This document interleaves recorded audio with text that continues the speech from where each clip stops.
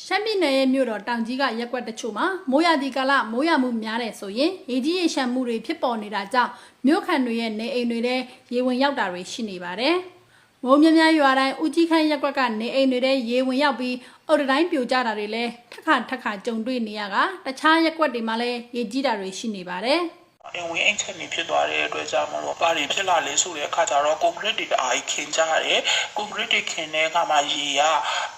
မြေတွေကိုစုပ်ယူနိုင်တဲ့ဆိုအားတွေမရှိတော့ဘူးเนาะစိတ်ဝင်နိုင်ဆိုတာနေလည်းမရှိတော့ဘူးဒီအင်္ဂလိပ်ပေါ်မှာပဲတင်လာတဲ့အခါကျတော့ရေစီးသွားမဲ့ရေနှုံမြောင်းတွေကလည်းတအားကျင်းကြတာပေါ့เนาะကျင်းတဲ့အခါကျ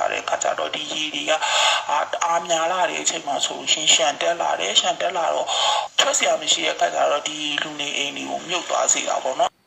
မိုးရရေကြီးတိုင်းဦးကြီးခန့်ရက်ကွက်ကရေကြီးတဲ့ဒဏ်ကိုအများဆုံးခံရပြီးပြည်တော်သားမင်္ဂလာဦးလမ်းမတော်ရတနာတိရိရက်ကွက်တွေမှာလည်းရေကြီးရေရှမ်းတာတွေကြုံတွေ့နေရပါတယ်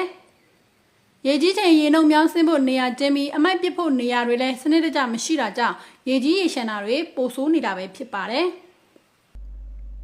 ဒီလိုလူတွေရှိနေသမျှဒီလိုပဲကြုံနေရအောင်မှာပါပဲ။အမိုက်တွေကိုစနစ်တကျပစ်ဖို့အမိုက်ကျင်းနေရာတွေရောက်ကတိုင်းမှာမထားပေးဘူး။မိုက်ချင်းရှိနေလူတွေကမွေးမိုက်သိန်းနဲ့စီမပြစ်မှာစိုးလို့လေမွေးတတိပစက်မရမှာကြောက်လို့ပေါ့မွေးရလဲအမိုက်သိန်းကုန်ကိုတစ်နှစ်ထက်တစ်နှစ်တိုးလာတာအရင်က1500ကောက်တဲ့အခြေခံလူသားစားအိမ်တွေဆိုအခု9000နဲ့စဉ်းစားကြည့်လေရေရှည်ဘယ်သူပေးနိုင်မလဲအဲကြလူတွေကနီးစပ်ရအမိုက်ချင်းတွေမှာတွားပြစ်ကြရောအခုစီပင်ကအမိုက်ချင်းတွေမရှိသလောက်ကိုလှုပ်လိုက်တော့ရေမြောင်းတို့ခြုံပိုးတို့တွေနာကြုံသလိုပြစ်ကြပြန်ရောမိုးရွာတော့အမိုက်တွေကရေနဲ့ရောက်ချင်တဲ့နေရာရောက်အမိုက်တွေပိတ်မြောင်းတွေရေရှမ်းအိမ်တွေမြုပ်ဟုတ်နေတာပဲအဓိကစီပင်လူကြီးတွေပဲလို့ပြောချင်တယ်စစ်တပ်ကအာဏာမသိမ်းခင်မှာလည်းရေကြီးတာတွေရှိနေပေမဲ့အမိုက်ဆယ်ယူတာတွေအမိုက်ကိုစနစ်တကျပြစ်တာတွေကြောင့်အခုလောက်မဆိုးရပဲအခုလက်ရှိမှာတော့စီပင်တွေကတေးသေးချာချာဆောင်ရွက်ပေးတာမျိုးမရှိတဲ့အပြင်အမိုက်တေချာသိမ်းတာတွေလည်းမရှိတော့ပဲပတ်စံပဲကောက်နေတာကြောင့်မြောင်းတွေတဲ့အမိုက်တွေခိုးပစ်ရင်းကနေရေကြီးရေရှမ်းမှုတွေဆိုးဆိုးဝါးဝါးဖြစ်လာတာပါ